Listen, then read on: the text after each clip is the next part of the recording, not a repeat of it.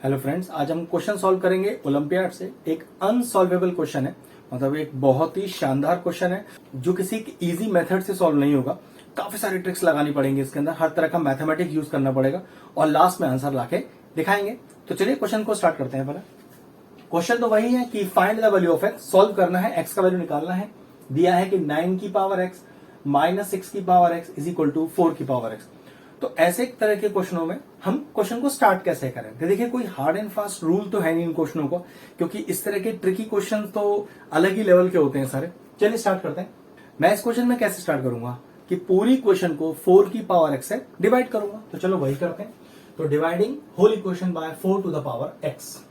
तो 9 की power x upon 4 की पावर एक्स माइनस 6 की पावर एक्स अपॉन 4 की power x is equal to 4 की पावर एक्स अपॉन 4 की पावर एक्स। ठीक है, इसमें तो कोई दिक्कत नहीं। अब चेक करो, इसको ऐसे लिख सकता हूं क्या, 9 अपॉन 4 की होल पावर एक्स। भाई कह सकते हैं ना कि उनका पावर सेम है तो बेस डिफरेंट है, तो मैंने एक्सपोनेंट का नियम लगा दिया। वो क्या नियम है, देखो कि x की पावर m अपॉन y की पावर m, मतलब यहां पर बेस डिफरेंट है, पावर सेम है, तो मैंने लिख दिया x अपॉन y की पावर m। तो बस उसी नियम को मैंने यहां यूज किया और 9 अपॉन 4 की पावर m लिख दिया। ऐसे यहां पर भी लिख सकता हूं, देखो 6 अपॉन 4 की पावर x, बिल्कुल जिस नियम से मैंने यहां लिखा है सेम नियम यहां लगाया है, इज इक्वल टू 1। यहां तो कोई दिक्कत आएगा ही नहीं आपको। अब यहां तो कुछ कटता नहीं दिखाई दे रहा, लेकिन इसको ऐसे लिख सकता हूं 3 स्क्वायर अपॉन 2 स्क्वायर की होल पावर x माइनस, यहां कुछ कटता दिखाई दे रहा है, कैसे देखो 2 टू 4 2 3 6, तो 3 अपॉन 2 की whole power x is equal to 1। अब जरा ध्यान से देखना, ये 3 की पावर 2, ये 2 की पावर 2, तो ऐसे ना लिख दो उसे 3 अपॉन 2 की पावर होल 2 होल की पावर x, और कोई चेंज नहीं करते और एज इट इज लिख देते हैं।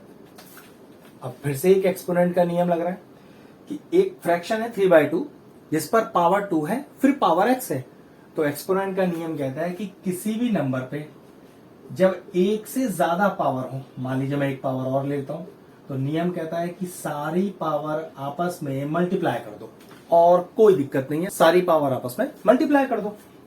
तो देखो ये कितना हो जाएगा, ये हो जाएगा 3 अपॉन 2 की होल पावर, मल्टीप्लाई करो 2x minus 3 upon 2 whole power x और इज इक्वल टू में 1।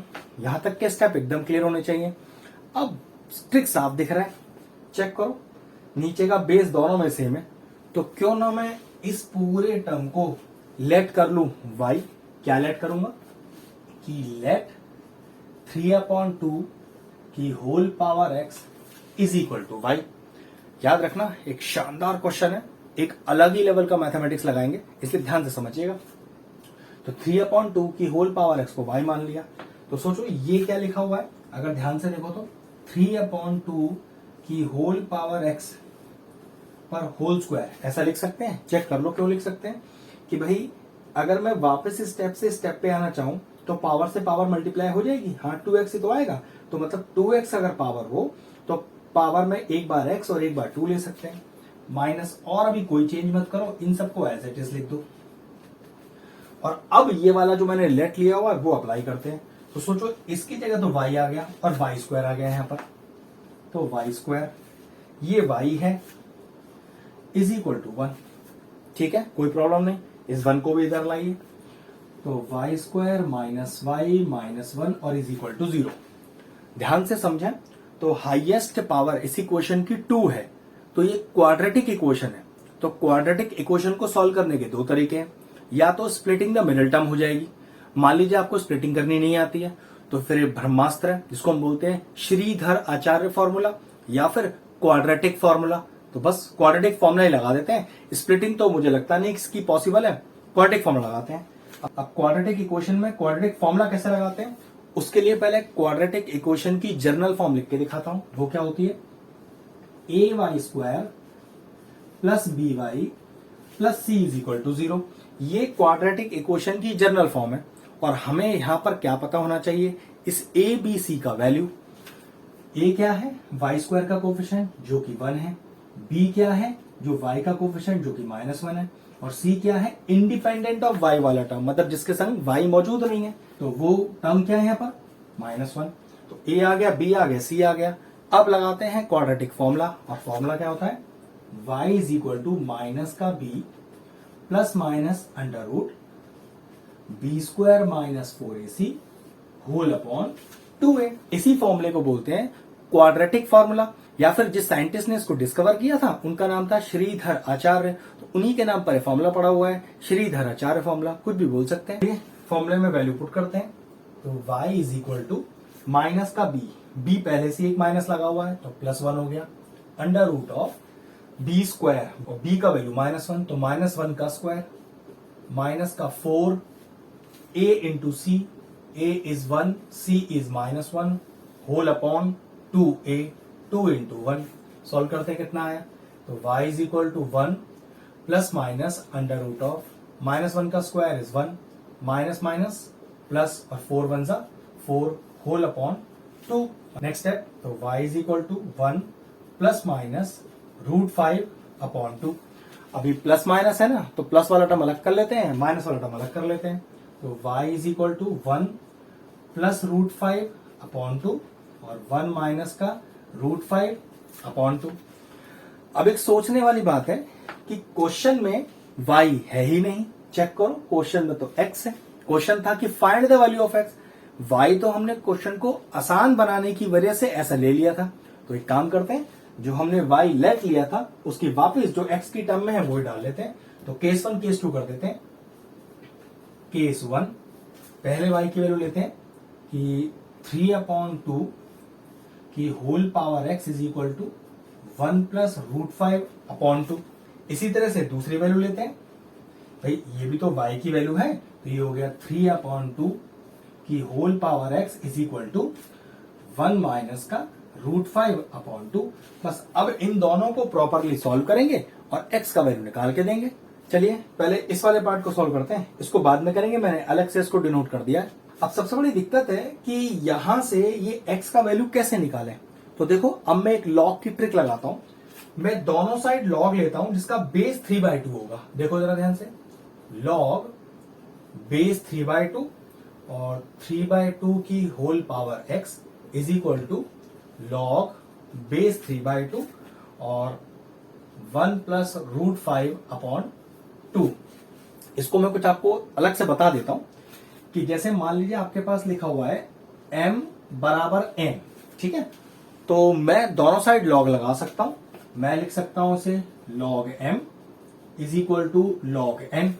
फिर आप कहोगे सर आपने तो इसमें बेस भी लिया हुआ है, आपको कैसे पता कि लॉग का बेस 3/2 ही लिखना है, और आपने यहां पर 3/2 ही क्यों लिया और इसका फायदा क्या है।